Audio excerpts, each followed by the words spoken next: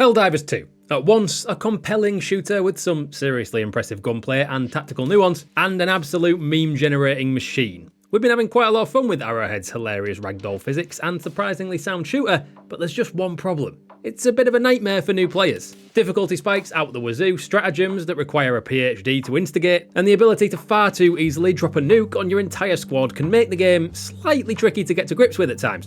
And we're still trying to understand all of its intricacies and quirks even after spending a week dropping onto hostile planets. But fear not, Helldiver, we're here to tell you just a few things that the game could have done with passing on to its players, although the devs themselves have come forward and said they've been deliberately vague in their descriptions for all kinds of things, just so players discover details naturally. So, to put the power back in the player's hands, here's a few Helldivers 2 tips the game doesn't tell you, but probably should. Number 1. The supply pack is your new favourite stratagem. Take it. I don't have to tell you that ammo is important, although I don't suppose the game really explicitly tells you that either, but especially as you go through the higher difficulties, ammo comes at a premium. The 2-minute resupply cooldown can feel like an absolute age, especially when you're down in the thick of it, and can't seem to buy yourself a break from the bugs, and it's in those situations where the supply pack can really take the edge off. The supply pack lets you carry up to 4 ammo boxes, which are exactly the same as the ones you can find in resupply pods, effectively doubling your ammo total and therefore putting way less strain on those in your party who can't quite get their heads around the fact that reloading with a full mag in Helldivers 2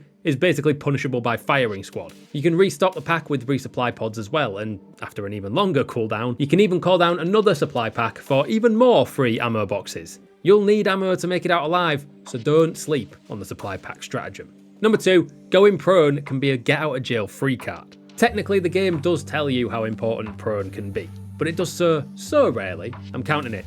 Going prone, or diving to the ground, will protect you against any explosions, at least to a degree. The damage mitigation calc seems a little hard to nail down, but it's usually enough to mean that you don't explode to death on the spot. It might even get you out of a wayward orbital strike if you're lucky. But it's not just the explosive stuff, the dive mechanic is weirdly complex for such a simple skill. For a start, diving to the ground kills all your momentum, so if you're running away from a swarm of enemies, it can basically be a death sentence, unless your mates have just launched an airstrike onto your position. Or you can use it to get behind cover quickly, again, helpful for escaping a big old explosion or more standard enemy fire. And this is something it took me a laughably long time to get used to, you can tap the dive button to initiate an E-slide to get that little extra distance, and then double tap it for an extra jump. Given how many weirdly complex button combos Helldivers 2 introduces, this won't be the hardest tech to get down, but it will be one of the most useful. Get used to diving around the place. One quick word of warning in regards to that though, try to be careful diving into crevices, holes or gaps that you can't quite see the other side of a playable surface on. Helldivers 2's procedurally generated environments are awesome and pretty well made all things considered, but sometimes even the planet itself wants to kill you, and if there isn't enough room for you to get through to the other side, you'll very quickly find yourself trapped and even more quickly dead. Number 3, a couple of notes on Orbital Strikes and making sure you don't obliterate yourself in the process of using them, which, if you've been following the game on social media at all, you'll know happens wearily and hilariously often. Unlocking the orbital laser as quickly as possible is basically a must.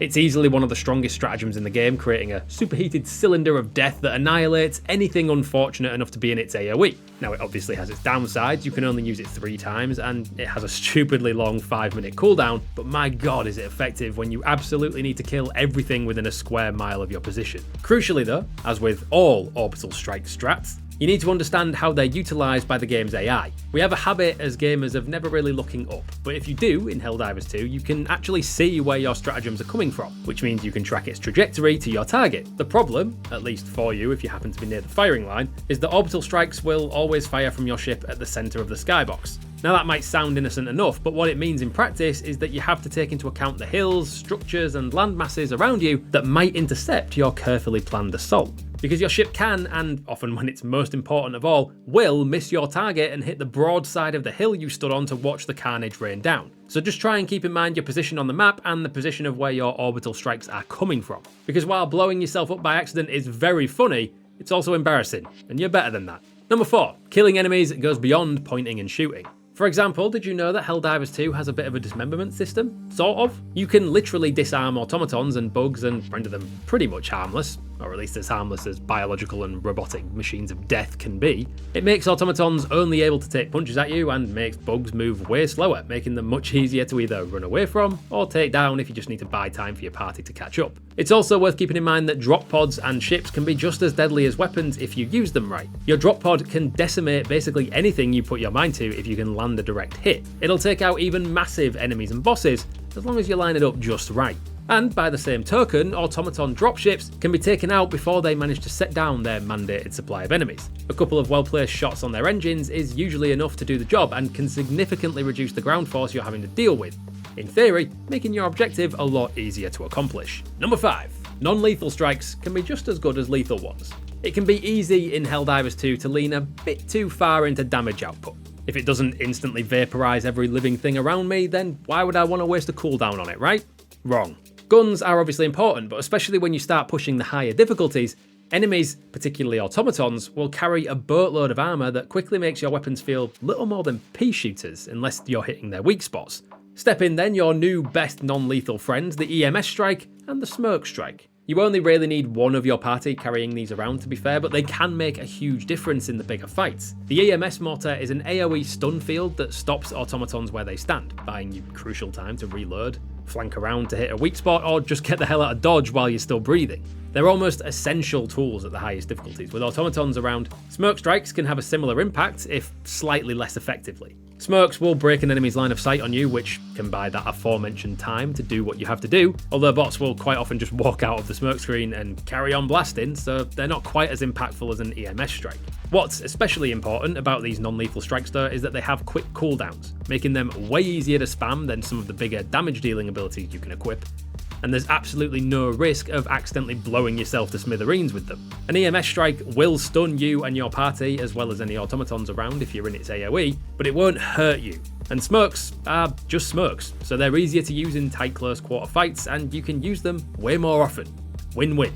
Number 6. Helldivers 2 is a bit of a grind fest, especially at first, while you go about unlocking all your stratagems, so a good XP farm is a great way to spend a bit of time with your mates. Now, eradicate missions are your bread and butter XP farms. Obviously, depending on what difficulty you play at, your rewards will differ, but difficulty level 5 or 6, the level where you start to see Bile Titans rocking up to ruin your day, should keep things manageable while also doling out a decent number of medals, XP and requisition slips.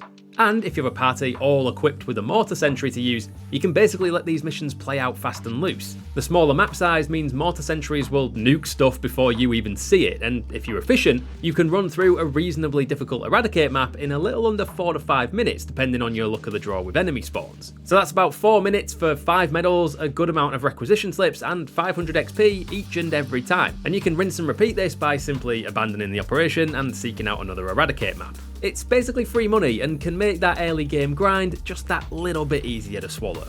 And finally, remember, in Helldivers 2, you're disposable. And by that, I mean extraction isn't really your endgame. As long as your missions are complete, you'll still get your medals payout, so don't be afraid to go out in a blaze of glory. A courageous but ultimately doomed last stand make for the best endings anyway. So there you go, 7 tips Helldivers 2 doesn't really tell you, but probably should. Drop a like and subscribe if you want to see more like this as we get further into Helldivers 2.